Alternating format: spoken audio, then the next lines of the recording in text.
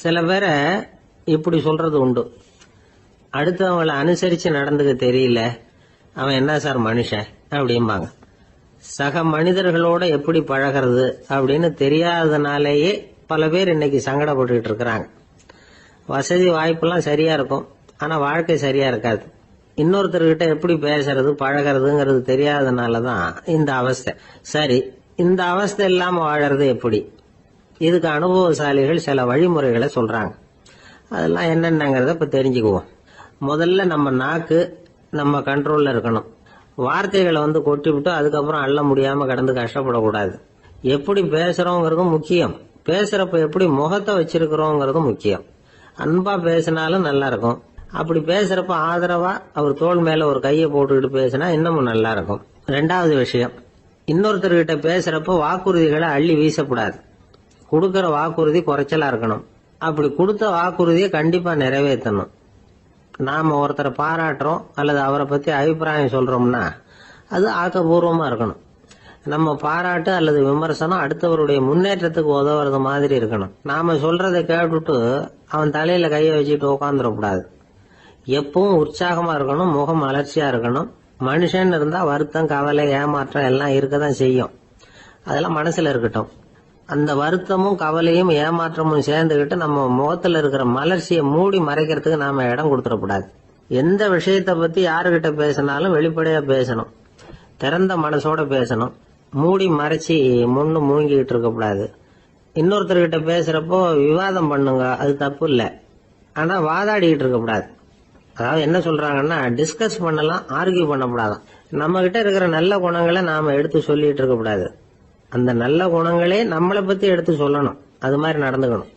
அதே மாதிரி அடுத்தவங்க கிட்ட உள்ள கெட்ட குணங்களை பத்தி அவசியம் இல்லாம நாம பேச வேண்டியதில்லை.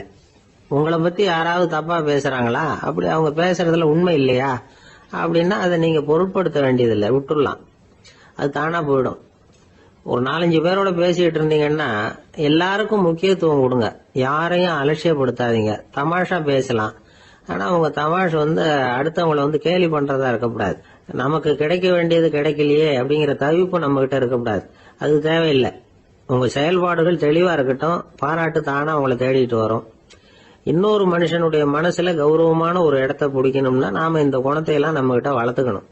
இதெல்லாம் அனுபவசாலிகள் சொல்லி இருக்கிற குறிப்புகள். இந்த குறிப்புகளை சரியா புரிஞ்சுக்கணும், அது முக்கியம். தப்பா புரிஞ்சுக்கிட்டா என்ன ஆகும் தெரியுமா? இத கேளுங்க. ஒருத்தர் வந்தார், சார் அடுத்தவங்க தோள் மேல கைய போட்டுக்கிட்டு அன்பா பேசணும்னு சொன்னீங்க, அப்படிதான் பேசினேன். அவரு முதுக கூட தட்டி கொடுத்தேன், என் வேலை போயிடுது சார், வீட்டுக்கு அனுப்பிச்சுட்டாங்க அப்படின்னார். யாருகிட்ட அப்படி பேசுனீங்கன்னு கேட்டோம். என் முதலாளி கிட்ட சார் அப்படிங்கிறார் ரொம்ப சோகமா. 1816 வருஷம் செப்டம்பர் மாசம் 11ஆம் தேதி பிரான்ஸ் தேசத்துல உள்ள ஒரு மருத்துவமனை. அங்க ஒரு இளம் டாக்டர் கொஞ்ச நாளைக்கு முன்னாடி தான் அந்த ஆஸ்பத்திரியில புதுசா வேலைக்கு சேர்ந்திருக்கிறார். அவரு பேரு ரெனே லெனக். அவரு அன்னைக்கு காலையில அந்த மருத்துவமனையில அப்படியே ரவுண்ட்ஸ் வந்துகிட்டு இருக்கிறார். வார்டுல ஒரு படுக்கையில ஒரு இளம் பெண் படுத்திருக்கிறா. அந்த பொண்ணுக்கு இருதய நோயா இருக்கலாம்ங்கிறது மற்ற டாக்டர்கள் சந்தேகம். அந்த காலத்துல எல்லாம் ஒருத்தருடைய இருதய துடிப்பை தெரிஞ்சுக்கணும்னா நோயாளியின் மார்புல டாக்டர் காதை வச்சு பார்த்துதான் தெரிஞ்சுக்கிறது வழக்கம். ஆனா இந்த பெண்ணும் இளம் பெண், அந்த டாக்டரும் புதுசா சேர்ந்திருக்கிறவர். அதனால பரிசோதனை பண்ண தயங்கினார். கொஞ்ச நேரம் யோசனை பண்ணார். திடீர்னு ஒரு ஞாபகம் வந்தது அவருக்கு. அதாவது அன்னைக்கு விடியற் காலையில தோட்டத்துல அப்படி வாக்கிங் போயிட்டு இருந்தப்போ சின்ன பசங்கள்லாம் ஒரு மரக்கட்டை வச்சு விளையாடிட்டு இருந்தாங்களாம். அதை அவர் பார்த்திருக்கிறார்.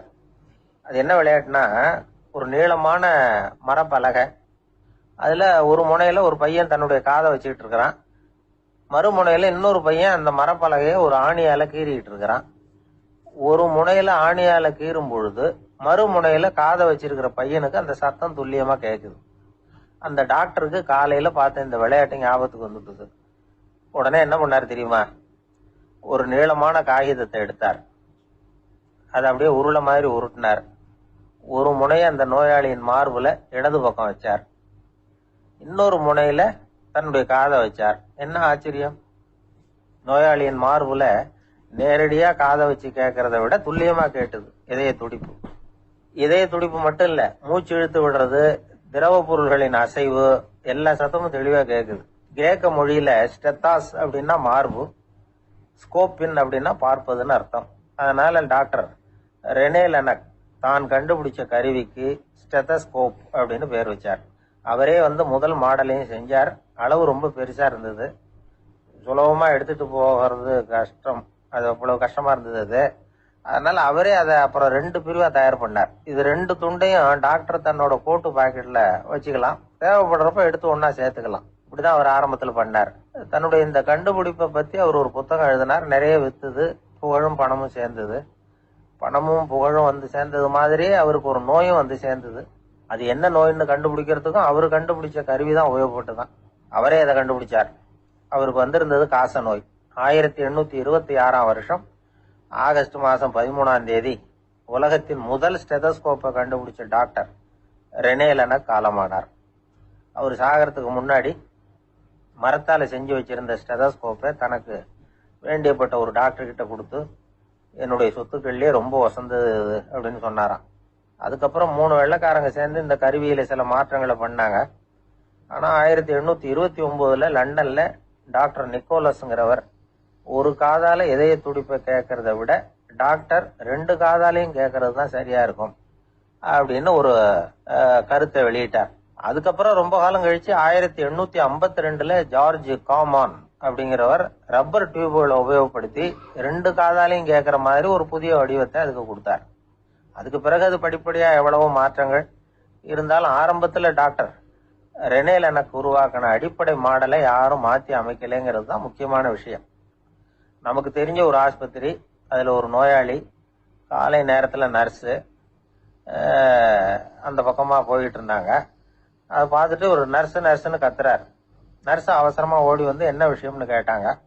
சிஸ்டர், இங்க பாருங்க, உங்க டாக்டரை என் நெஞ்சில ஒரு காதை வச்சு கேட்டுக்கிட்டு இருக்கிறார் அப்படின்னார் நோயாளி. சிஸ்டர் பதட்டப்படாம, அதனால என்ன, இந்த டாக்டர் பழமையான விஷயங்கள்ல ரொம்ப நம்பிக்கை உள்ளவர், அதனால ஸ்டெதாஸ்கோப்பை உபயோகப்படுத்தாம காதை வச்சு கேட்கிறார், அது ஒன்றும் தப்பு இல்லை அப்படின்னாங்களாம். ஐயோ, அதுக்காக இல்லை சிஸ்டர், இவர் என் நெஞ்சு மேல தலையை வச்சது நேற்று ராத்திரி 9 மணி, இப்ப விடிஞ்சு போச்சு, இன்னமும் தலையை எடுக்கவே இல்லை, அதுக்காக தான் சந்தேகப்பட்டு உங்களை கூப்பிடுறேன் அப்படின்னாராம். ஒரு ஊர்ல ஒரு இளைஞன் இருந்தான். ஒரு நாள் அவன் ஒரு குருவை தேடிட்டு புறப்பட்டான். ஊரை விட்டு வெளியில போனான். போகிற வழியில ஒரு காடு. அந்த காட்டுல ஒரு மரத்தடியில ஒரு பெரியவர் உட்கார்ந்துருக்கிறார். அமைதியா மௌனமா அவர் அமர்ந்திருக்கிறார். இந்த பெரியவரை விசாரிக்கலாம், குருவை தேடி கண்டுபிடிக்கிறதுக்கு இவர் ஏதாவது ஒரு வழி சொல்லி கொடுப்பார் அப்படின்னு நினைச்சுக்கிட்டு அவரை நெருங்கினான். ஐயா, எனக்கு ஒரு குரு தேவை, எங்க கிடைப்பார், அவரை எப்படி அடையாளம் கண்டுபிடிக்கிறது, அதை பத்தி ஏதாவது விவரம் சொன்னீங்கன்னா நான் கண்டுபிடிச்சுக்குவேன் அப்படின்றான். பெரியவர் நிமிர்ந்து பார்த்தார். தம்பி, அது ரொம்ப சுலபம், அவர் வயசானவராக இருப்பார், என்னை விட சுமார் 30 வயசு அதிகமாக இருக்கும், அவர் ஒரு மரத்தடியில் தான் உட்காந்துருப்பார் அப்படின்ட்டுருக்கான். சரிங்க பெரியவரே, அது என்ன மாதிரியான மரம், எப்படி இருக்கும் அப்படின்னு கேட்டிருக்கான். பெரியவர் அந்த விவரங்களையும் சொல்லியிருக்கிறாரு. அது மட்டும் இல்லை, சந்திக்கிற நாள், நேரம், வினாடி முதற்கொண்டு எல்லா விவரங்களையும் துல்லியமாக சொன்னாராம். இவ்வளவு விவரங்களை இவரால் எப்படி சொல்ல முடியுது அப்படின்னு இவனுக்கு ஆச்சரியம். இருந்தாலும் அந்த பெரியவர் கடைசியாக ஒரு விவரம் சொன்னார். அது என்ன தெரியுமா, எப்படியும் நீ அவரை சந்திக்கிறதுக்கு ஒரு 30 வருஷம் ஆகும் அப்படின்னு சொல்லிவிட்டாராம். ரொம்ப நன்றிங்க பெரியவரே அப்படின்னு சொல்லிவிட்டு அந்த இளைஞன் புறப்பட்டுருக்கான். இப்போ அவனுக்கு குரு பத்தின விவரம் எல்லாம் கிடைச்சிட்டுது, சந்திக்கிற நேரமும் தெரிஞ்சுட்டுது. ஆனால் 30 வருஷம் அவரை தேடி அலைய வேண்டியிருக்குமே. அவன் தேட ஆரம்பிச்சான். காடு மலை எல்லாம் சுற்றி அலைஞ்சான். பல வருஷங்கள் தேடினான், அழுத்து போயிட்டான். கடைசியில் அவனுக்கும் வயசாயிட்டுது. கடைசியில் தன்னுடைய சொந்த ஊருக்கே திரும்பி போயிட்டு இருந்தான். அங்கே ஒரு மரத்தடியில் அவன் தேடிக்கிட்டு இருந்த குருநாதர் கிடைச்சார். யார் அவருன்னா, 30 வருஷத்துக்கு முன்னாடி வழி சொல்லி கொடுத்தாருல அதே பெரியவர். அவருக்கு இப்போ 30 வயசு அதிகமாக இருந்தது. அதே மரம், அன்னைக்கு பெரியவர் சொன்ன அடையாளம் இப்போ பொருத்தமாக இருந்தது. இப்போ அந்த பெரியவர் சொன்னார், சரியா வந்து சேர்ந்துட்டேன், வா, உனக்காக தான் நான் இவ்வளவு காலமும் காத்துக்கிட்டு இருந்தேன் அப்படின்னாராம். என்ன சொல்றீங்கன்றிருக்கான்.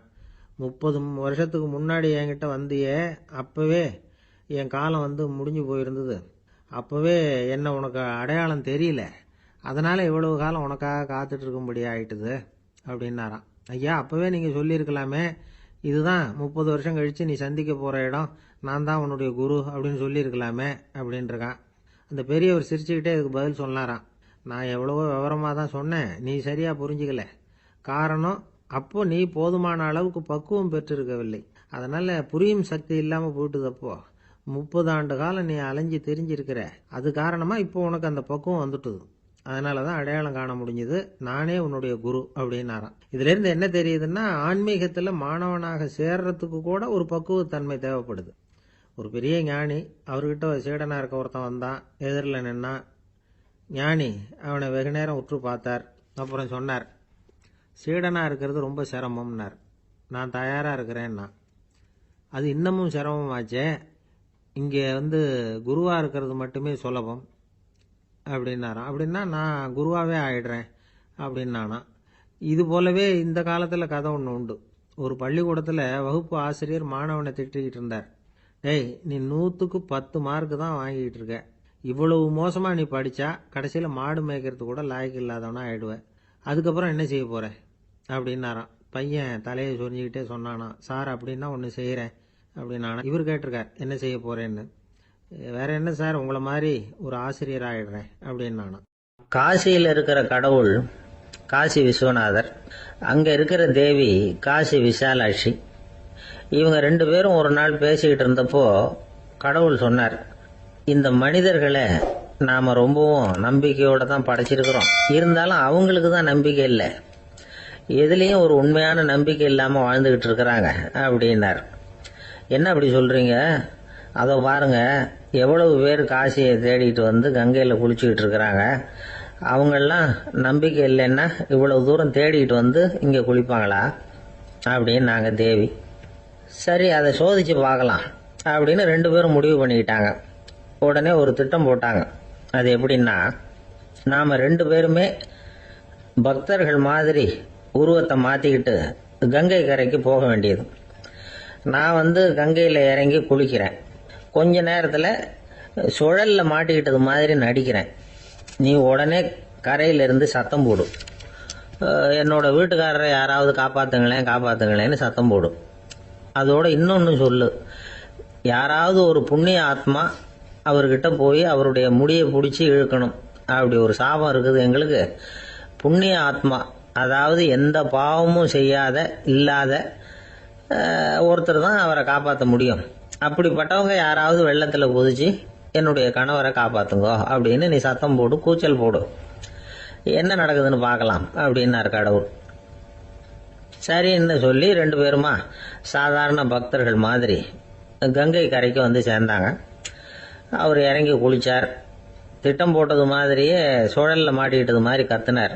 கரையில் இருந்த அந்த அம்மா, ஐயோ என் கணவரை காப்பாத்துங்களேன், யாராவது காப்பாத்துங்களேன்னு கத்துனாங்க. பல பேர் ஓடி வந்தாங்க. உடனே இவங்க, பாவம் இல்லாத புண்ணிய ஆத்மா ஒருத்தரால தான் என்னுடைய கணவர் காப்பாற்றப்படணுங்கிறது விதி, அப்படி ஒரு சாபம் இருக்கு, அதனால புண்ணிய ஆத்மா யாராவது அவர்கிட்ட போய் அவர் முடியை பிடிச்சி தூக்கினா அவரை காப்பாற்றி விடலாம் அப்படின்னாங்க. இவங்க இப்படி சொன்னதும் எல்லாரும் திகைச்சு போய் நின்றுட்டாங்க. ஒவ்வொருத்தருக்கும் அவங்க செஞ்ச பாவம்லாம் ஒவ்வொன்றா ஞாபகத்துக்கு வர ஆரம்பிச்சுட்டுது. சரி, இதுக்கு நாம லாயக்கு இல்லை அப்படின்னு சொல்லி ஒதுங்கி போக ஆரம்பிச்சிட்டாங்க எல்லாம். இந்த சமயத்தில் யாரோ ஒருத்தர் வேகமாக ஓடி வந்தார். ஆற்றுல குதிச்சார். அவர்கிட்ட போனார், முடியை பிடிச்சார், தூக்கினார், அவரை காப்பாற்றி கரைக்கு கொண்டுட்டு வந்துட்டார். அப்படி காப்பாற்றின அந்த ஆளை இவங்க 2 பேரும் தனியாக கூப்பிட்டுக்கிட்டு ஒரு மண்டபத்துக்கு வந்துட்டாங்க. விசாரிக்கிறாங்க. நீ யாருப்பா அப்படின்னு கேட்குறாங்க. ஏதும் தெரியாத மாதிரி. நான் இந்த ஊர் அன்ன சத்திரத்தில் வேலை செய்கிற ஒரு சமையல்காரன் அப்படிங்கிறார். நீ கங்கையில் குளிக்கிறது உண்டான்னு கேட்டிருக்காங்க. நான் இந்த ஊர்லேயே தான் இருக்கிறேன், இருந்தாலும் தினமும் கங்கையில் குளிக்கிறது இல்லை, எப்பாவது ஒரு நாள் அங்கே குளிப்பேன் அப்படின்னார். கங்கையில் மூழ்கி எழுந்திரிச்சா பாவம்லாம் தொலையும்னு சொல்கிறாங்க.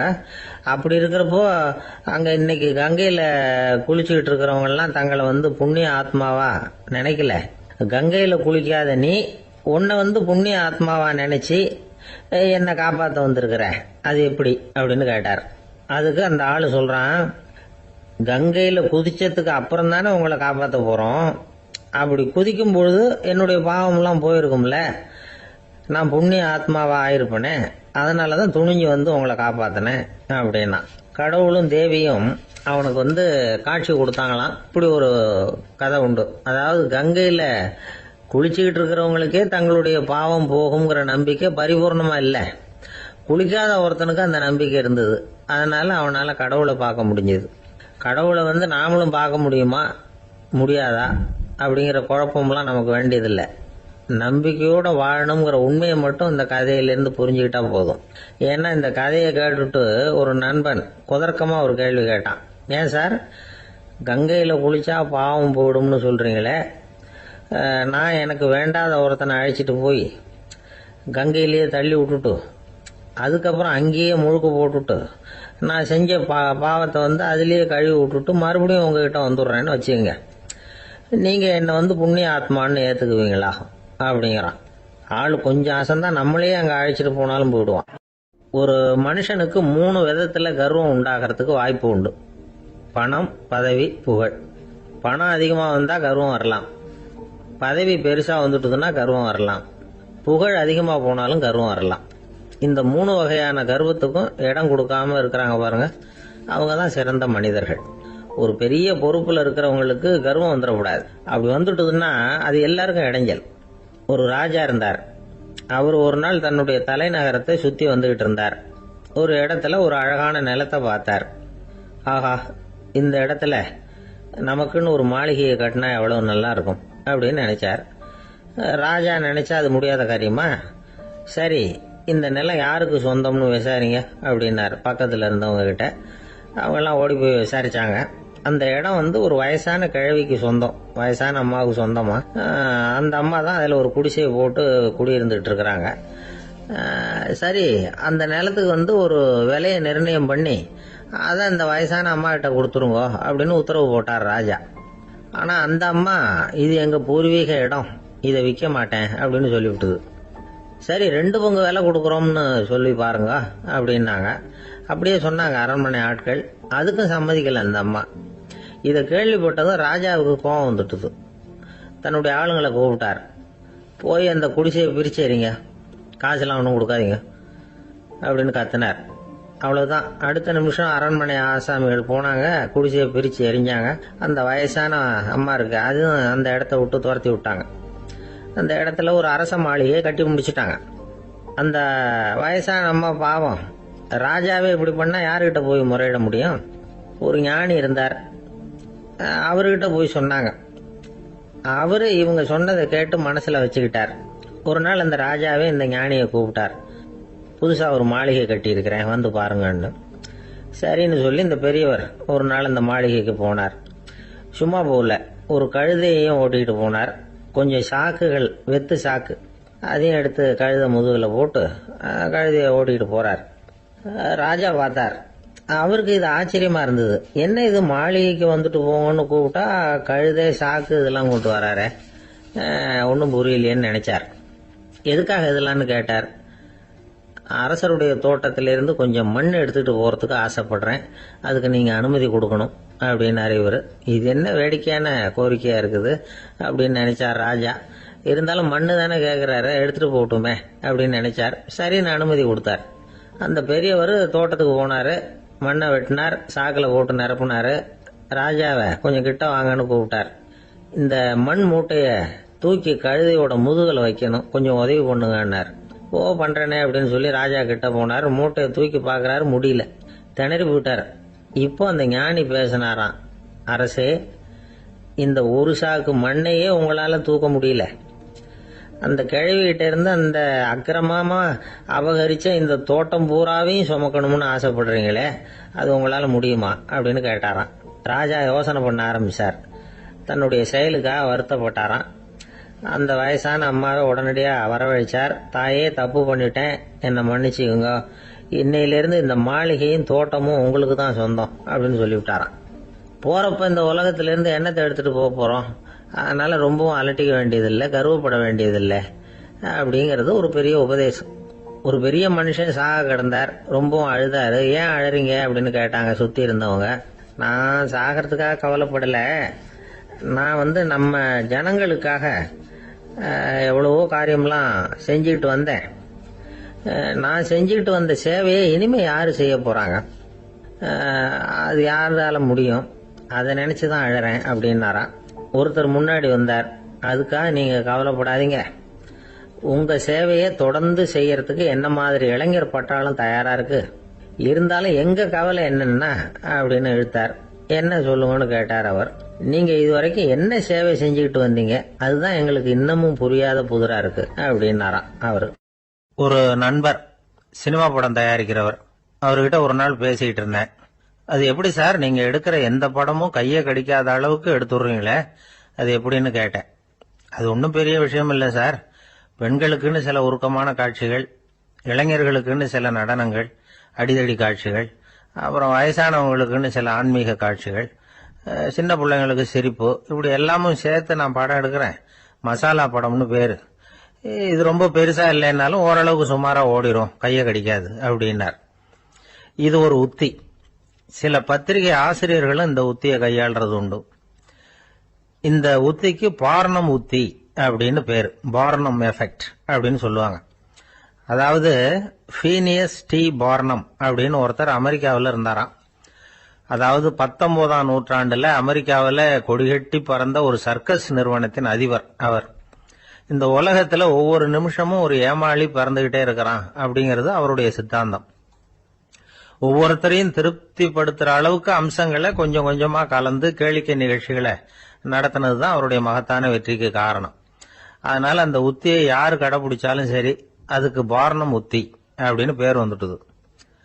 ஜோசியம் சொல்றவங்களுக்கும் இந்த உத்தி தான் கை கொடுக்குது. ஒரு விஷயத்த ஒருத்தருடைய கோள் நிலைகள் அல்லது கையெழுத்து நிரூபிக்கிறதாக அவர்கிட்ட சொன்னா அதை அவர் நம்பிவிடுவார். ஆனா அந்த விஷயம் நல்லதா இருக்கணும், நேர்மையானதா இருக்கணும், அதாவது பாசிட்டிவா இருக்கணும். 8ஆம் இடத்துல குரு, 9ஆம் இடத்துல சனி, நீங்க ஒரு பெரிய மேதை தான் அப்படின்னு சொல்லுவாங்க. கேட்கறவங்களுக்கு அதை மறுக்கிறதுக்கு மனசு வராது. அப்படி சொல்லும் பொழுது கூடவே என்ன கொஞ்சம் முன்கோபம் அதிகமா இருக்கும், இருந்தாலும் அது உடனே மறைஞ்சிரும் அப்படின்னு சில அற்ப விஷயங்களையும் சொன்னாலும் அதையும் சரிதான்னு சொல்லி ஒத்துக்குவாங்க. ஆளுமையை எடை போடுகிற ஒரு நிறுவப்பட்ட உத்தியின் மூலமாக தன்னுடைய குணாதிசயங்கள் கண்டுபிடிக்கப்பட்டதாக அவர் நம்புறதுதான் இதுக்கு காரணம். இந்த மாசம் பணத்தட்டுப்பாடு கொஞ்சம் இருக்கும், உடம்புல ஏதாவது கொஞ்சம் அசௌகரியம் இருக்கும், வீட்டுக்குள்ள லேசா மனஸ்தாபம் வரலாம், இது மாதிரி பொதுப்படையா சிலதை சொன்னாலே போதும், மக்களை நம்ப வச்சுடலாம். இதெல்லாம் நமக்கு மட்டும்தான் ஏற்படுது அப்படின்னு சொல்லி அவங்க நினைக்கிறது தான் காரணம். இதுதான் பார்னம் உத்திங்கிறது. மனிதர்கள் பாராட்டுகளை விரும்புறதும் விமர்சனங்களை வெறுக்கிறதும் பார்னம் உத்தியின் அடுத்த கூறு. அதனால ஒருத்தருக்கு ஜோசியம் சொன்னாலும் சரி, அவருடைய ஆளுமையை மதிப்பிடுறதாக இருந்தாலும் சரி, அவரை புகழற மாதிரி இருந்தாலும் சரி, அப்படி இருந்தாதான் அது சரியா இருக்கும். சாதகமான விஷயங்களை அதிகமாகவும் பாதகமான விஷயங்களை நாசூக்காவும் சொன்னா மக்கள் அதை நம்பிடுவாங்க. ஒருத்தரை கருமின்னு சொன்னா ஏத்துக்க மாட்டார். அதையே கொஞ்சம் மாத்தி நீங்க கொஞ்சம் சிக்கனமான ஆசாமி அப்படின்னு சொன்னா நீங்க சொல்றது சரிதான் சார் அப்படிம்பார். நீங்க பெரிய செலவாளி தான், இருந்தாலும் நல்ல விஷயங்களுக்கு தான் செலவழிப்பீங்க அப்படின்னு சொல்லணும். இப்படி இந்த பார்னம் உத்தியை கடைபிடிச்சு இன்னைக்கு வெற்றிகரமா காலம் தள்ளுறவங்க நிறைய பேர் இருக்கிறாங்க. இந்த உலகத்துல ஒவ்வொரு நிமிஷமும் ஒரு ஏமாளி பறந்துகிட்டே இருக்கிறான் அப்படிங்கிறது தான் ஃபீனியஸ் பார்னம் அவர்களுடைய நம்பிக்கை. அதை விட அடுத்தவங்களை ஏமாளியா நினைக்கிற மனுஷர்கள் தான் இன்னைக்கு உலகத்துல ரொம்ப அதிகம். ஒருத்தர் தன்னுடைய மேலதிகாரி கிட்ட போய், ஐயா ஒரு நாள் லீவு வேணும், என் தங்கச்சிக்கு கல்யாணம் அப்படின்னார். அவரு பார்த்தார், ஒரு 10 நிமிஷம் வெளியில இருங்கன்னார். 10 நிமிஷம் கழிச்சு கூப்பிட்டார், இத பாருங்க நீங்க சொல்றது பொய், இப்போ உங்க தங்கச்சிக்கு போன் பண்ணேன், அவங்க தனக்கு 2 வருஷத்துக்கு முன்னாடியே கல்யாணம் ஆயிட்டதாக சொல்றாங்க அப்படின்னார். உடனே இவரு சொன்னார், சார் இப்போ நீங்க சொல்றதும் பொய்யாதான் இருக்கணும், ஏன்னா நிஜமா எனக்கு ஒரு தங்கச்சியே கிடையாது அப்படின்னார். ஒரே ஒரு ஊர்ல ஒரு ராஜா இருந்தார். அவர் பேர்ல மக்களுக்கு ரொம்ப மரியாதை. அவ்வளவு நல்லா ஆட்சி புரிஞ்சுக்கிட்டு வந்தார். அவருக்கு வயசாயிட்டுது. அதனால ஒரு நாள் அமைச்சரை கூப்பிட்டார், இத பாருங்க எனக்கு வயசாயிட்டுது, அதனால இந்த அரச பொறுப்பை எல்லாம் நீங்க ஏத்துக்குங்க அப்படின்னார். அதுக்கப்புறம் ராணியை கூப்பிட்டார், வா நாம இனிமே இங்க இருக்க வேணாம், காட்டுக்கு போய் தவம் பண்ணலாம் அப்படின்னு கூப்பிட்டார். இந்த செய்தி மக்களுக்கு அறிவிக்கப்பட்டது. மக்கள் உடனே கூட்டம் கூட்டமா அரண்மனைக்கு வர ஆரம்பிச்சுட்டாங்க. மன்னரை போய் பாக்குறாங்க. அரசே, தாங்கள் எங்களுக்கு தந்தை மாதிரி, நீங்க காட்டுக்கு போயிட்டா நாங்கள்லாம் இங்க எப்படி இருக்க முடியும், எங்களுக்கெல்லாம் எந்த துன்பமும் இல்லாம பாத்துக்கிட்டு வர்றீங்க, இது மாதிரியான ஒரு அரசாட்சி இல்லைன்னா மக்கள் வாழ்ந்து என்ன பயன் அப்படின்னாங்க. இருந்தாலும் என்ன பண்றது, வயசாயிட்ட காரணத்தினால இந்த முடிவுக்கு வர வேண்டி இருக்குது அப்படின்னாரா ராஜா. அப்படின்னா நீங்க காட்டுக்கு போக வேணாம், நாங்க போறோம். நாங்க அங்க போய் தவம் பண்றோம், வழிபாடு பண்றோம், கடவுள் வருவார், அவர்கிட்ட வரம் வாங்கிட்டு வந்துடுறோம் அப்படின்னாங்களாம். அப்படி சொல்லிவிட்டு உடனே எல்லாரும் காட்டுக்கு போனாங்க. நாட்டு மக்கள் எல்லாரும் ஒட்டு மொத்தமா வந்து காட்டுல உட்காந்துக்கிட்டு தவம் பண்றத பார்த்தார் கடவுள். உடனே புறப்பட்டு வந்தார். எல்லாரும் இப்படி வந்து உட்கார்ந்து இருக்கிறீங்களே, என்ன வேணும் உங்களுக்கு அப்படின்னு கேட்டார். உடனே மக்கள் எல்லாரும் ஒரு குரல்ல சொன்னாங்க, சுவாமி, எங்கள் மன்னன் ரொம்ப நாளைக்கு நல்லபடியா இருக்கணும், அவர் வந்து மகிழ்ச்சியாகவும் உடல் நலத்தோடும் இருந்தாதான் நாங்க அமைதியா வாழ முடியும் அப்படின்னாங்க. சரி, அதுக்கு என்ன செய்யணும் அப்படின்னாரு ஆண்டவன். எங்க மன்னருக்கு இன்னும் ஒரு 100 வருஷம் ஆயுள கொடுங்க அப்படின்னாங்க. அவ்வளவுதானே, சரி அப்படியே ஆகட்டும் அப்படின்னு சொல்லிவிட்டு ஆண்டவன் போயிட்டார். மக்கள் மகிழ்ச்சியோட திரும்பி வந்தாங்க. மன்னா, கடவுள் வரம் கொடுத்துட்டார், நீங்க 100 வருஷம் வாழ போறீங்க அப்படின்னாங்க. இதை கேட்டதும் ராணி ராஜாவை வணங்கி நான் தவம் செய்ய போறேன் அப்படின்னு புறப்பட்டாங்க. உடனே மக்கள் என்ன நினைச்சாங்க தெரியுமா? ஐயோ, நாம ராஜாவுக்கு மட்டும்தானே நீண்ட ஆயுள் வேணும்னு வரம் வாங்கணும், ராணிக்கு வாங்கலையே, அதுதான் கோபத்துல புறப்பட்டாங்க போல இருக்கு அப்படின்னு நினைச்சு வருத்தப்பட்டாங்க. ஆனா ராணி நினைச்சது அது இல்ல. ராணி போய் தவம் பண்ணாங்க, கடவுள் காட்சி கொடுத்தார். இவங்க கேக்குறாங்க, சுவாமி, ராஜாவுக்கு மட்டும் 100 வருஷம் ஆயுள்னு வரம் கொடுத்துட்டீங்க, அப்படின்னா குடிமக்களும் 100 வருஷம் இருக்கணும். இப்படிப்பட்ட குடிமக்கள் இல்லைன்னா அப்படிப்பட்ட அரசன் இருந்து என்ன பிரயோஜனம் அப்படின்னாங்களாம். ஆண்டவன் பார்த்தார், சரி அவங்களும் 100 வருஷம் வாழ்வாங்க, அது மட்டும் இல்ல நீயும் 100 ஆண்டு காலம் வாழ வரமளிக்கிறேன் அப்படின்னு சொல்லிவிட்டு மறைஞ்சிட்டார். இதுல ஆண்டவன் வர்றதும் மறையறதும் முக்கியம் இல்ல.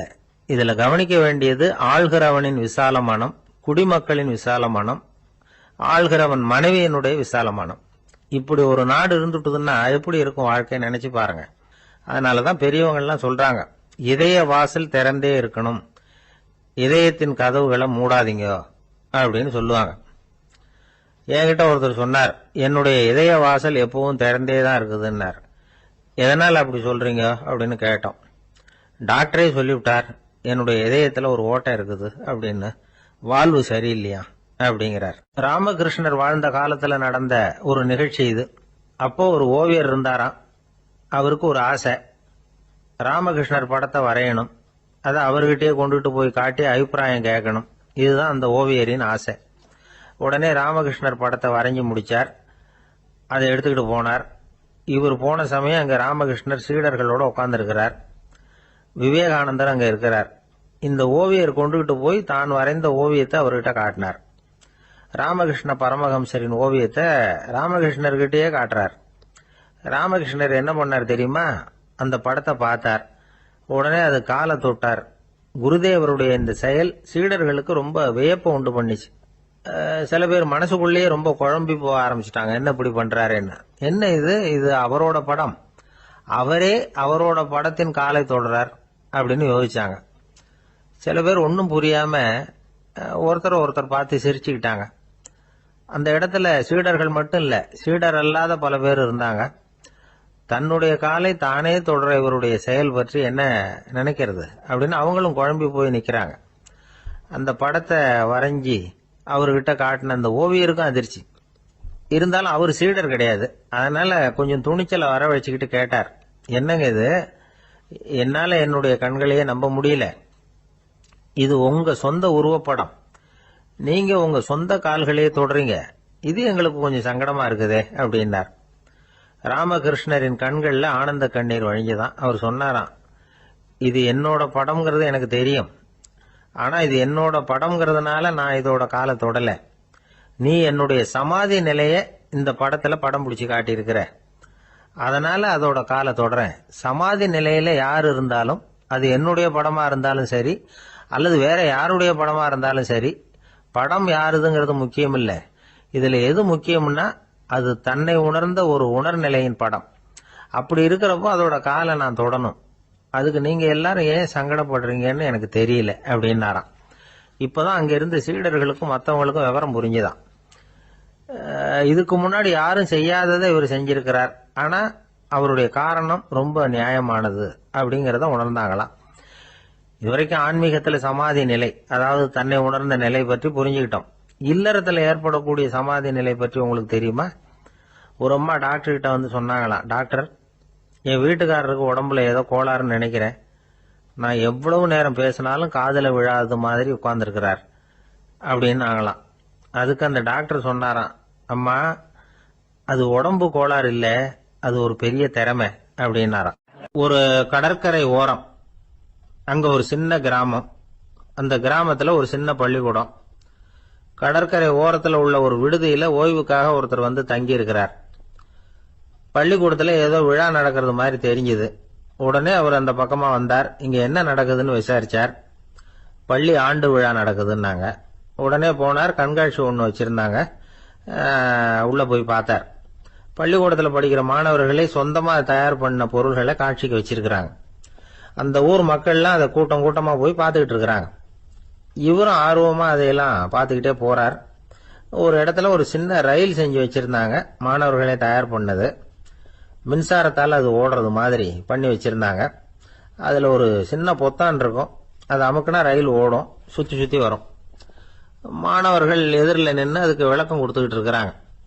இவரு அதை கவனிச்சார். ரயில் ஓடுறத பார்த்தார்.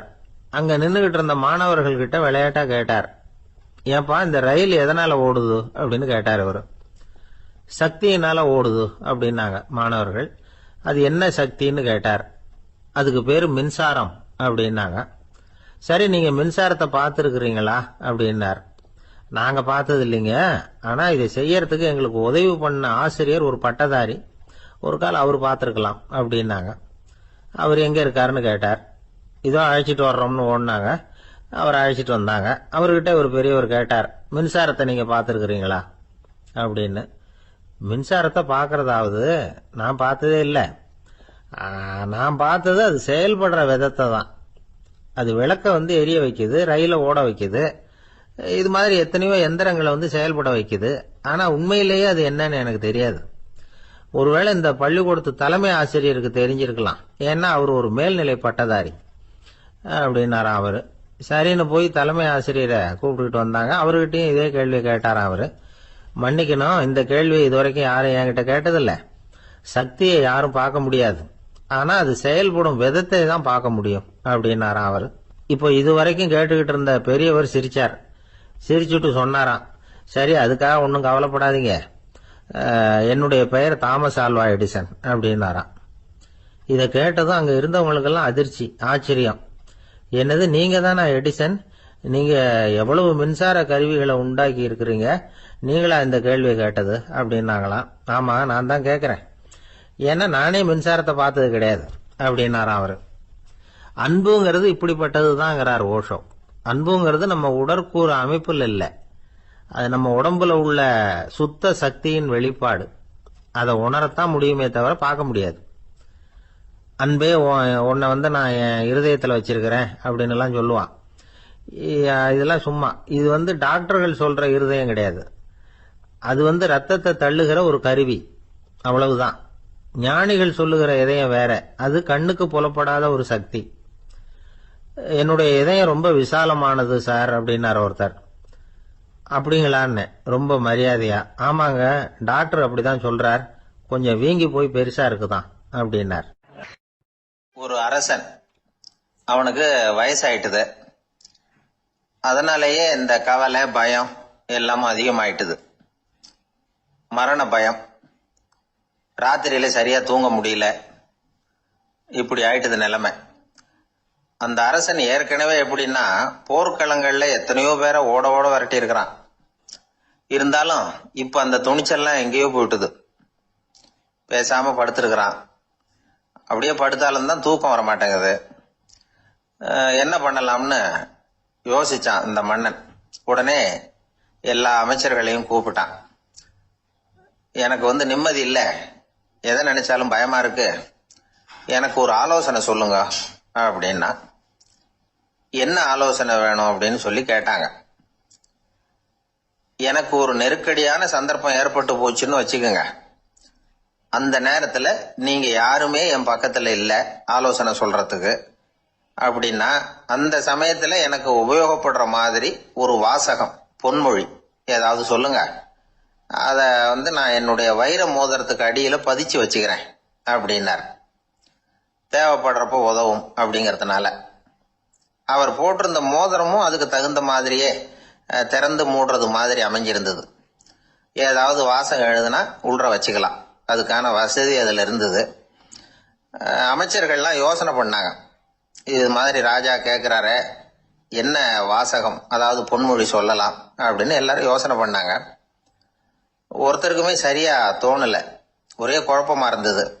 ஏன்னா நெருக்கடியான சமயத்துல உபயோகப்படுறது மாதிரி ஒரு பொன்மொழி வேணும்னு சொல்லியிருக்கிறார். அப்படி இப்படி யோசிச்சு பார்த்தா ஒண்ணுமே தோணல. எல்லாரும் குழம்பிக்கிட்டு இருந்த நேரத்துல ஒரு பெரியவர் அந்த பக்கமா வந்தார்.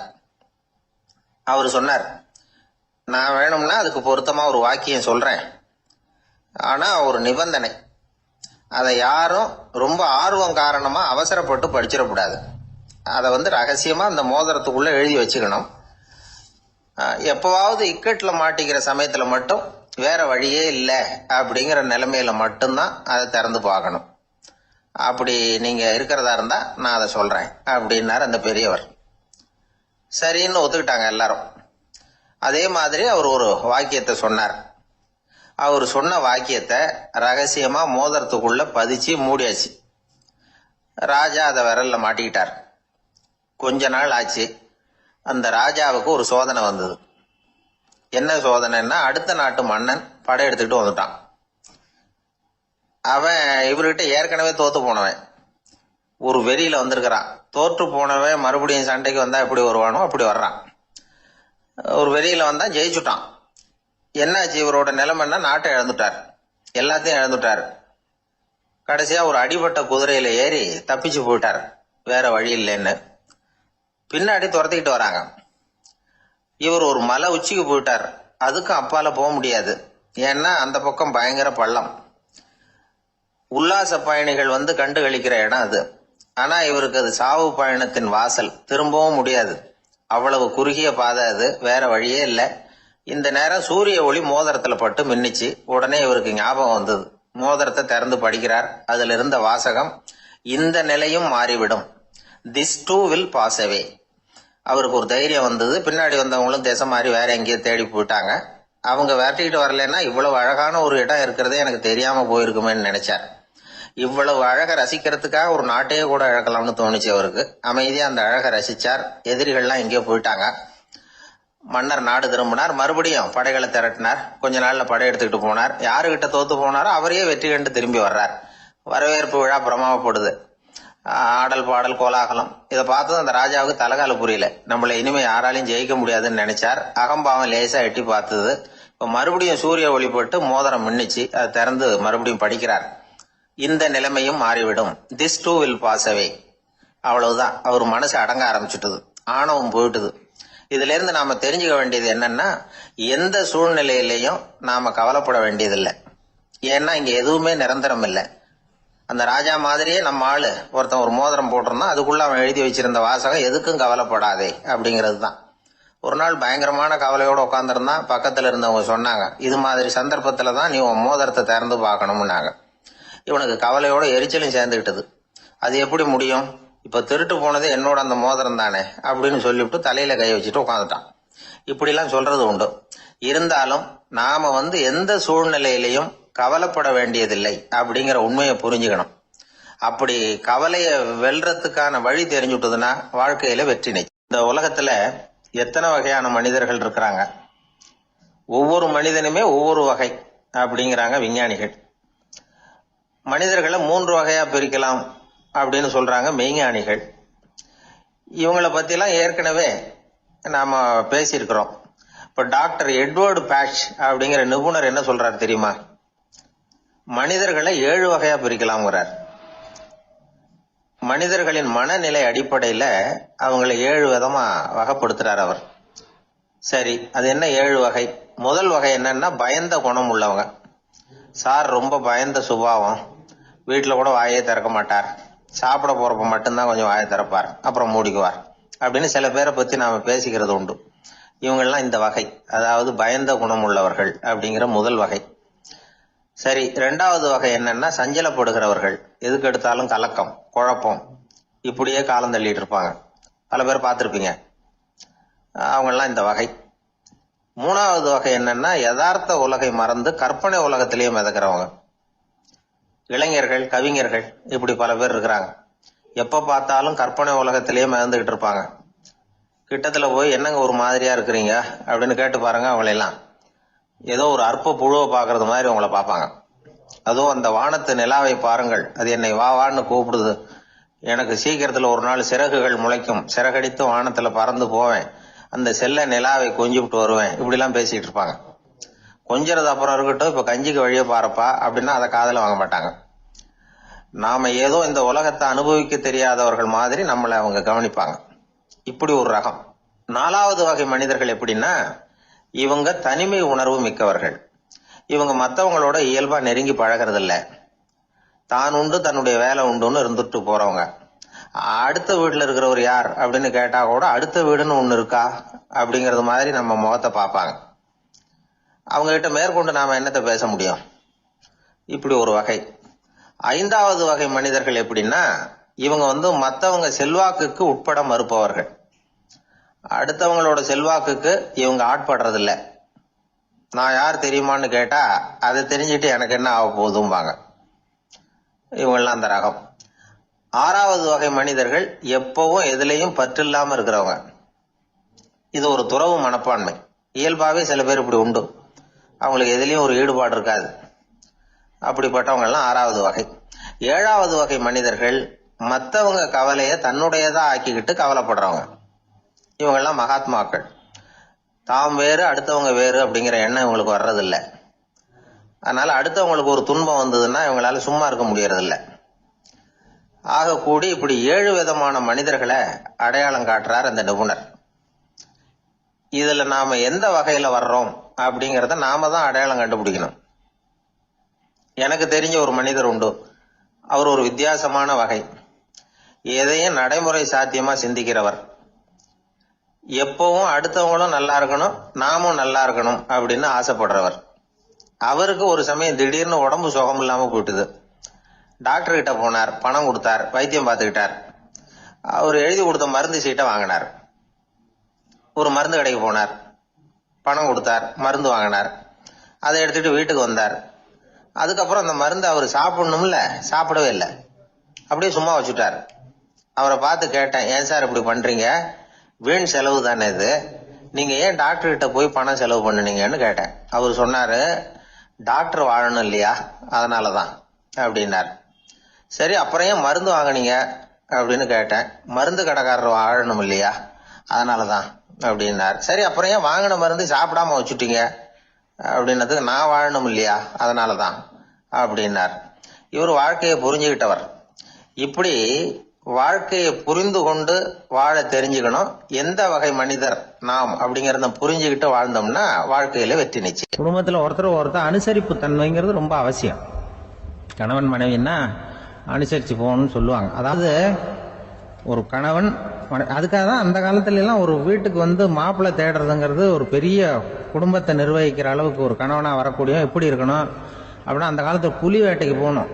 ஒரு பொண்ணுக்கு மாப்பிள்ளை தேடுறதுன்னா நம்ம தமிழ் பழக்கம் என்னன்னா, காட்டுக்கு போய் ஒரு புலியை வேட்டையாடிட்டு வரணும். அந்த புலி பல்லு அல்லது நகத்தை கொண்டுட்டு வரணும் அந்த இளைஞன். அதை வீட்டில் கொடுப்பான். அதை தான் கட்டி அதை இதாக கட்டுவாங்க, மாலையா போடுவாங்க, தாலியா கட்டுவாங்க. அதாவது வீரம் இருக்கா பையனுக்குன்னு பார்ப்பாங்க. ஒரு பொண்ணு வேணும்னா நீ முதல்ல வீட்டுக்கு பொண்ணு கேட்க போகக்கூடாது, காட்டுக்கு போகணும், போய் புளியை கொண்டு வா, அதுக்கப்புறம் தான் உனக்கு பொண்ணு அப்படின்னு சொல்லுவாங்க. இப்போலாம் ஏன் போறது இல்லைன்னா, இப்போலாம் ஒருத்தனை காட்டுக்கு போய் புலிப்பல் கொண்டு வரனா புலி தான் மாப்பிள்ளையா வரும். அதனாலதான் இப்போ போறது இல்லை யாரும் காட்டுக்கு. அப்போ பெண்களும் ரொம்ப வீரமா இருந்தாங்க. பெண்கள் மூலம் அந்த காலத்துல எப்படின்னா, முறத்தாலேயே புலியை துரத்துவாங்களாம். நம்ம பழைய பாட்டுல எல்லாம் பார்த்திருப்பீங்க. முறத்தால புலியை விரட்டினாங்கன்னு வரும் பழைய பாட்டு. ஒரு அந்த அளவுக்கு பெண்களுக்கு வீரம். இப்போ கல்யாணம் ஆகி இந்த காலத்துல ஒரு கணவனை விரட்டிட்டு வந்தாங்களாம் முறத்தை எடுத்துக்கிட்டு. ஒரு மனைவி, அவன் பயந்துட்டு வெளில ஓடி வரான். பின்னாடி முறத்தை எடுத்துட்டு அந்த அம்மா ஓடி வருது. இவனை தனியா பிடிச்சி கொண்டு போய், என்னப்பா இந்த மனைவிட்டு இப்படி பயந்து ஓடி வரிய, முறத்தால துரத்துறா இப்படி வரிய அப்படின்னா, அவன் அப்படியே தடுமாறிக்கிட்டு, அதெல்லாம் ஒண்ணும் இல்லை, அவன் என்ன புலியா நினைக்கிறா, அப்படின்னு ஒரு பெருமையாக சொல்லிட்டானா. அந்த காலத்தில் புலியை தான் முறத்தால் விரட்டினாங்க, இப்போ புருஷனை விரட்டுறாங்க அப்படின்னு சொல்லி. அப்படி அந்த காலத்தில் வந்து கணவனுக்கு ஒரு குடும்பத்தை நிர்வகிக்கிற திறமை இருக்கா, உடல் வலிமை தான் முக்கியம். இப்போ கூட மதுரை பக்கத்தில் ஐயாவுக்கு தெரியும், அந்த இளவட்டக்கல்லுன்னு ஒரு ஊருக்கு ஊர் எல்லையில் கிடக்கும். ஊர் எல்லையில் ஒரு பெரிய கல் கிடக்கும். அந்த ஊருக்கு பொண்ணு கேட்க போகிறவங்க அந்த கல்லை தலைக்கு மேலே தூக்கி காட்டணும். அப்படியே தூக்கி தலைக்கு மேலே வசதி கீழே போடணும். அந்த வலு இருந்தால் தான் நீங்கள் அந்த ஊருக்குள்ளேயே போகலாம், பொண்ணு கேட்கறது போகலாம். இல்லைன்னா நீ திரும்பி போக வேண்டியதான். அந்த வலிமை இருக்கா மாப்பிள்ளைன்னு பார்க்குறாங்க. இளவட்டக்கல்லுன்னு பேர். அப்போ என்ன பண்ணாங்கன்னா, ஒரு 1000 வருஷத்துக்கு முன்னாடி அந்த கல்லை தலைக்கு மேலே தூக்கி கீழே போடுவாங்களாம். ஒரு 500 வருஷத்துக்கு முன்னாடி அப்படி கொஞ்சம் தூரம் இடுப்பு அளவுக்கு தூக்கி கீழே போட்டுக்கிட்டு இருந்திருக்கிறாங்க. அதுக்கப்புறம் ஒரு 100 வருஷத்துக்கு முன்னாடியெல்லாம் அப்படி முழங்கால அளவுக்கு அப்படி தூக்கி போட்டால் போகிறோம்னு வச்சுருந்தாங்களாம். இப்போ நான் அந்த ஊருக்கு என் கூட பழனிசாமின்னு ஒருத்தர் இருக்கார். அவர் போய், உனக்கு எப்படிப்பா இந்த ஊரில் கல்யாணம் ஆச்சு அப்படின்னா, இப்போலாம் நாங்கள் தொட்டு கும்பிட்டா போகிறோம், அதை அசைக்கிறது கூட இல்லை. அப்படி ஆகிட்டுது. ஒரு குடும்பத்தை கணவனாக வரப்போகிறவனுக்கான தகுதி அந்த காலத்தில் அப்படி இருந்துதான்.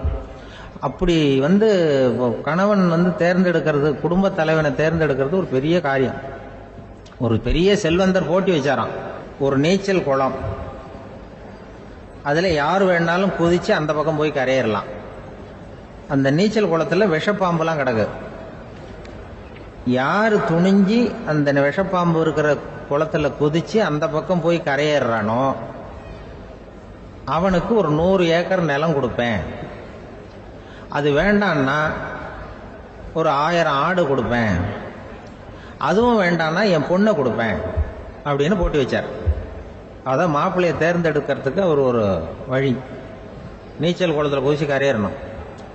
இப்போ அந்த ஊரில் இருக்கிற இளைஞர்கள்லாம் வந்து பார்க்குறாங்க அந்த குளத்தில் குதிக்கணும்னு. ஆனால் குளத்தில் ஒரே விஷப்பாம்புலாம் கிடக்கு. இது என்ன பண்ணுறதுன்னு பார்த்தா யாருமே குதிக்கிறதுக்கு தைரியம் வரல. திடீர்னு ஒருத்தன் துணிஞ்சு குதிச்சான். படபடன்னு அடிச்சுட்டு போய் அந்த பக்கம் கரையேறிட்டான். கரையேறின உடனே பரவாயில்லையே ஒரு ஆள் வந்துட்டான்னு சொல்லி அவனை அந்த இளைஞனை போய் பிடிச்சிட்டு வந்தாங்க. அந்த பெரியவர் கேட்டார், ஏப்பா இவ்வளவு பெரிய விஷப்பாம்பெல்லாம் கிடக்கிற நீச்சல் குளத்தில் நீ துணிஞ்சு குதிச்சு கரையேறி இருக்கிற, உனக்கு என்ன 1000 ஏக்கர் நிலம் கொடுத்துருவா, 100 ஏக்கர் நிலம் கொடுக்கவா சொல்கிறபடி அப்படின்னா, வேண்டாம் சார்ன்றான். ஓஹோ அப்படின்னா ஒரு 1000 ஆடு வேணுமா உனக்கு அப்படின்னா, அதுவும் வேண்டாம் சார். ஓ அப்படின்னா என் பொண்ணு வேணுமா அப்படின்னா, அதுவும் வேண்டாம் சாருங்கிறான். அப்புறம் எதுக்குடா குதிச்சுன்ட்டு, என்ன உனக்கு என்ன தான் வேணும் அப்படின்னு கேட்டிருக்காரு. என்னை எவன் பிடிச்சி தள்ளி விட்டவன்னு தெரியணும் அப்படின்றான். அதுக்காக அவன் பார்த்துருக்கான். அப்படி இருந்தால் தான் துணிச்சல் வரும் இந்த காலத்தில். எதுக்கு இவ்வளவு சங்கடம்லாம் வச்சாங்கன்னா, ஒரு குடும்பத்துக்கு தலைவராக வர வேண்டிய ஒரு ஆள், கணவனாக இருக்க வேண்டியவனுக்கு துணிச்சல் இருக்கா, தைரியம் இருக்கா அப்படிங்கிறது பார்க்கறதுக்காக இப்படிப்பட்ட தேர்வு முறைகள்லாம் வச்சுருந்தாங்க அந்த காலத்துலலாம். இப்போலாம் கல்யாணம் பண்ணுறது ஆளுக்கு நேரில் பார்க்காமலே கூட கல்யாணம் நடக்குது இன்டர்நெட்டில். இப்போ சர்டிஃபிகேட் கேட்குறாங்க, நோய் நொடி இல்லாமல் இருக்காரா பார், காட்டுக்கெலாம் போக வேண்டாம், நேராக ஆஸ்பத்திரிக்கு போய் ஒரு சர்டிஃபிகேட் வாங்கிட்டு வா, உனக்கு ஒன்றும் வியாதி இல்லைன்னு ப்ரூவ் பண்ணு, அதுக்கப்புறம் பார்த்துக்கலாம், மற்றதை பேசுவோம் அப்படின்னு சொல்லி அப்படி இருக்குது நிலைமை. அதனால் குடும்பத்தில் வந்து அந்த கணவனாக இருக்கிற வேண்டியவனுக்கு பொறுப்பு அதிகம். ஏன்னா எல்லாத்தையும் அனுசரித்து போக வேண்டியதாக வந்தான். ஒரு நண்பர் யாருக்கோ ஃபோன் பண்ணிட்டு இருந்தார். அவர் பேசி முடிச்சதும் நான் அவரை பார்த்து, இப்போ ஃபோன் பண்ணீங்களே அந்த ஃபோன் நம்பர் என்ன அப்படின்னு கேட்டேன். அவரு தலையை சொரிஞ்சுக்கிட்டார், ஞாபகம் வரலன்னார். சரி சார் அதை விடுங்க, உங்க மனைவி பேர் என்ன அப்படின்னு கேட்டேன். மாலதின்னார். என்ன சார் இது வேடிக்கை, கொஞ்ச நேரத்துக்கு முன்னாடி பேசின ஃபோன் நம்பர் வந்து மறந்து போச்சு, எப்போவோ கல்யாணம் பண்ணிக்கிட்ட மனைவி பேர் மறக்கல, அதான் கரெக்டா சொல்லிவிட்டீங்களே அப்படின்னு கேட்டேன். அவரு என்ன ஒரு மாதிரியா பார்த்தார். அவரு அப்படி என்ன பார்த்ததுல ஒன்றும் தப்பு இல்லை, ஏன்னா நாம எல்லாருமே அப்படித்தானே, ஒரு குறிப்பிட்ட காரியத்துக்காக தொலைபேசியில ஒருத்தட்ட பேசுறோம், அதுக்கப்புறம் அந்த எண் வந்து நமக்கு அனாவசியம், அதனால மறந்துடுறோம். இதுக்கு பேர் தான் தற்காலிக ஞாபகம். ஆனா மனைவி பேரை வந்து மறந்துட முடியுமா? முடியாது. அது வந்து அவசியமான ஒண்ணு. அடிக்கடி அந்த பேரை வந்து உபயோகப்படுத்துறோம், அதனாலேயும் அது வந்து முக்கியங்கிறதுனாலேயும் அதை மறக்கிறது இல்லை. இதுக்கு பேரு நிரந்தர ஞாபகம்.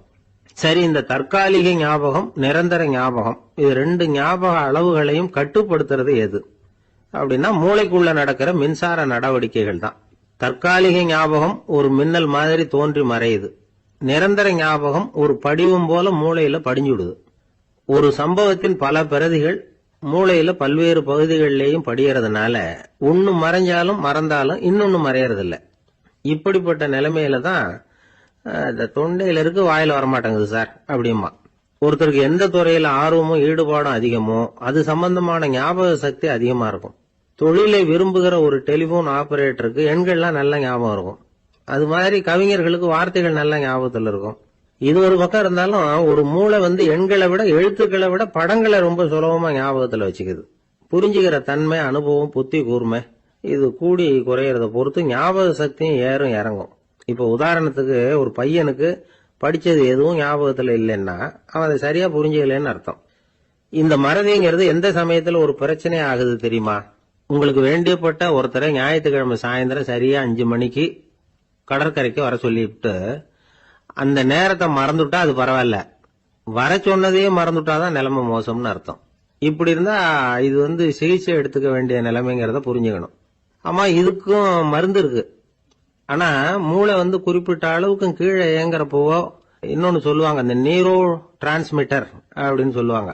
அப்படிங்கிற மூளை ரசாயனம் ரொம்பவும் குறைஞ்சு போறப்போ மட்டும்தான் உபயோகப்படும். டாக்டர் என்ன சொல்றாங்க தெரியுமா? மூளையை பொறுத்த வரைக்கும் அதுல ஞாபக சக்தி அதிகமா உள்ள மூளை, மறதி உள்ள மூளை அப்படின்னு ஒண்ணும் கிடையாது அப்படிங்கிறாங்க. நினைவு வச்சுக்கிறதுக்கு பயிற்சி அளிக்கப்பட்ட மூளை, பயிற்சியற்ற மூளை அப்படின்னு வேணும்னா சொல்லலாம் அப்படின்னு சொல்றாங்க. அதனால நம்ம ஞாபக சக்திங்கிறது நம்ம கிட்ட இருக்கிற பயிற்சி, முயற்சி இதை பொறுத்துதான் அமையும்.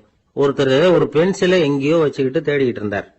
அப்புறம் என்னமோ தீவிரமா யோசனை பண்ணி அதை ஞாபகப்படுத்தி பாத்துக்கிட்டு இருந்தாராம். எதிரில் உட்கார்ந்து இருந்தவர் சொன்னார், பென்சிலை தானே தேடிட்டு இருக்கீங்க, அது உங்க வலது காதுல இருக்குது சார் அப்படின்னாராம் அவரு. இதுக்கு அவரு சொல்லியிருக்காரு, பென்சிலை வலது காதுல தான் வச்சிருக்கேங்கிறது எனக்கு நல்லா ஞாபகம் இருக்கு, ஆனா எது வலது காதுங்கிறது தான் மறந்து போச்சு அப்படின்னாராம். அவர் அதை தான் யோசிச்சுட்டு இருந்தார். இப்ப எப்படின்னா, ஒரு 600 வருஷத்துக்கு முன்னாடி மனுஷனுக்கு இருந்த நெருக்கடி இருக்கு பாருங்க. ஒரு 600 வருஷத்துக்கு முன்னாடி மனுஷனுக்கு எவ்வளவு நெருக்கடி இருந்ததோ அது போல 40 பங்கு இப்ப அதிகமாயிட்டு தான் கண்டுபிடிச்சு சொல்லியிருக்கிறாங்க. அவ்வளவு நெருக்கடிக்கு மத்தியில் நாம வாழ்ந்துகிட்டு இருக்கிறோம். ஒரு 600 வருஷத்துக்கு முன்னாடி என் தலையில 1 கிலோ வச்சுக்கிட்டு நின்னேன்னு வைங்க, இப்ப 40 கிலோ வச்சுக்கிட்டு நிக்கிறேன்.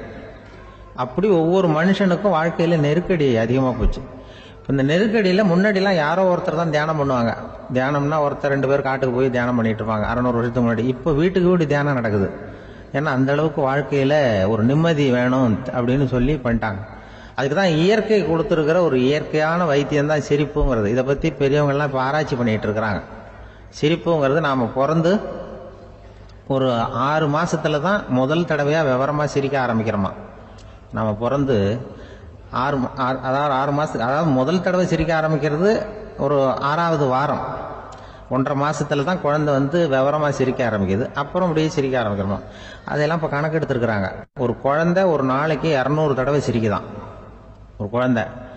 பெரியவங்க எல்லாம் 15 தடவை சிரிக்கிறாங்களாம். 200 தடவை சிரிச்சுக்கிட்டு இருந்த நாம அப்படியே குறைஞ்சி 15 ஆயிட்டு. அதனாலதான் இருதய நோயெல்லாம் வருது, ஹார்ட் அட்டாக்லாம் வருதுன்னு கண்டுபிடிச்சிருக்கிறாங்க.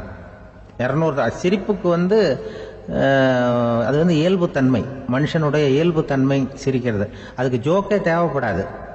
ஆனா இப்ப காலங்காலமா நாம என்ன போதிக்கப்பட்டு வந்திருக்கிறோம்னா, சிரிப்புங்கிறது ஒரு பாவமான செயல்.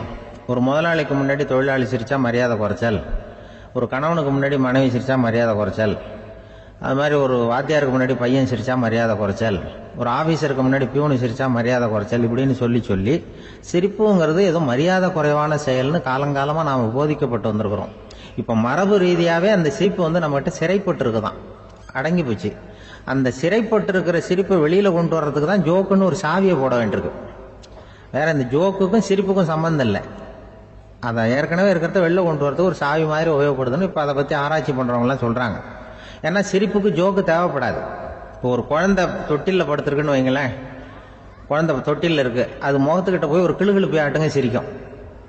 அந்த கிளுகிழுப்பை சத்தமே சிரிக்க வைக்கிறதுல அதுதான் மனுஷனுடைய இயல்புத்தன்மை. அது என்ன ஜோக்காது? சத்தம். ஒரு கிளுகிழுப்பையை கொண்டு போய் குழந்தை முகத்துக்கிட்ட ஆட்டினா சிரிக்குதே, அதுதான் இயல்புத்தன்மை. அதே கிளுகிழுப்பையை ஒரு தாத்தா மூஞ்சிட்டு ஆட்டுங்க, கோவம் வந்துடும், அடிக்க வருவார்.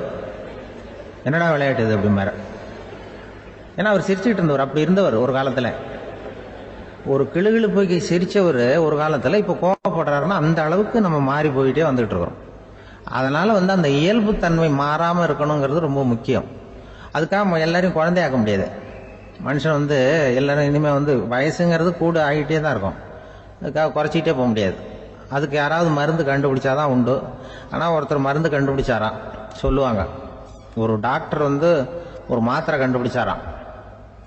ஒரு மாத்திரை சாப்பிட்டா ஒரு வயசு குறையும், ஒரு மாத்திரை சாப்பிட்டா ஒரு வயசு குறையும் அப்படின்னு ஒரு மாத்திரையை கண்டுபிடிச்சிருக்காரு. ஒரு பாட்டி அம்மா, 90 வயசு பாட்டி, அது போயிருக்கு. அதே டாக்டர்கிட்ட போய், ஐயா எனக்கு ஒரு பாட்டில் மாத்திரை கொடுங்க, இந்த வயசு குறையிற மாத்திரை அப்படின்றது. அவர் ஒரு பாட்டில் கொடுத்தாரு மாத்திரை. பாரும்மா பாட்டியம்மா, ஒரு மாத்திரை சாப்பிட்டா ஒரு வயசு குறையும், எடுத்துகிட்டு போகணும்னு கொடுத்துருக்காரு டாக்டர். இந்த 90 வயசு பாட்டி எடுத்துகிட்டு வீட்டுக்கு வந்துட்டு மறுநாள் அதே டாக்டர்கிட்ட போயிருக்கு. 30 வயசு பொண்ணாக போச்சான். 30 வயசு பொண்ணாக மாறி அதே டாக்டர்கிட்ட போயிருக்கு. இடுப்பில் ஒரு கை குழந்தை, அது சட்டை கட்ட போடாமல் கெட்டவரில் வாயில் வச்சுட்டு உட்காந்துருக்கு. நேராக டாக்டர்கிட்ட போய், டாக்டர் நேற்று வந்தேன், ஏதோ ஒரு மாத்திரை சாப்பிட்டா ஒரு வயசு குறையுன்னீங்க, நான் ஏதோ ஒரு ஆர்வத்தில் ஒரு 30-40 மாத்திரை சாப்பிட்டேன், இப்படி ஆகிட்டேன் அப்படின்னு. இப்போ டாக்டர் சொல்லியிருக்காரு, இதுக்கு ஏமா வருத்தப்படுற, எல்லாரும் வந்து வயசு குறையணும்னு தான் நினைக்கிறாங்க, உனக்கு வயசு குறைஞ்சிட்டுது, நீ சந்தோஷப்படு, இதுக்கே மறுபடியும் என்னட்ட வந்திருக்கிற அப்படின்னாரான் டாக்டர்.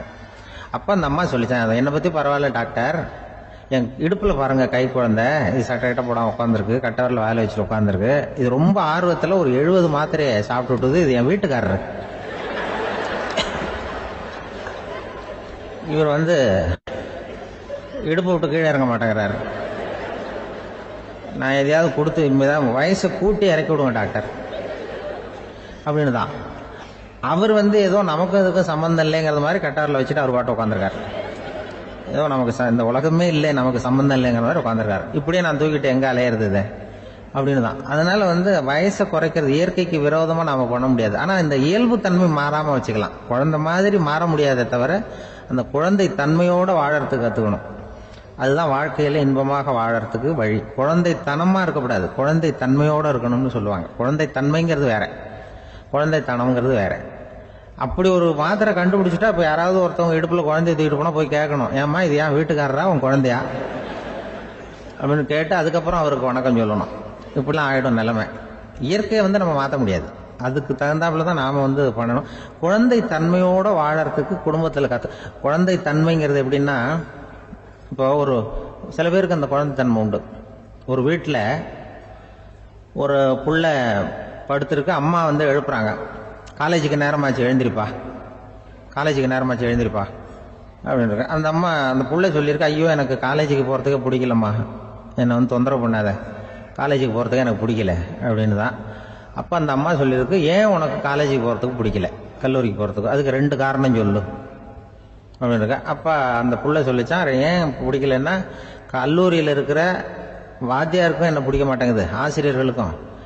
2வது காரணம், கல்லூரியில் படிக்கிற மாணவர்களுக்கும் என்ன பிடிக்கல, அதனால நான் காலேஜுக்கு போக மாட்டேன்ற குழந்தை புள்ள சொல்லியிருக்கு. அம்மா வந்து அப்படிலாம் நீ இதுக்காக போகாமல் இருக்கக்கூடாது, நீ போய் தான் ஆகணும் அப்படின்னு புடிவாதமாக அந்த அம்மா பிள்ளைய எழுப்புனாங்களாம்.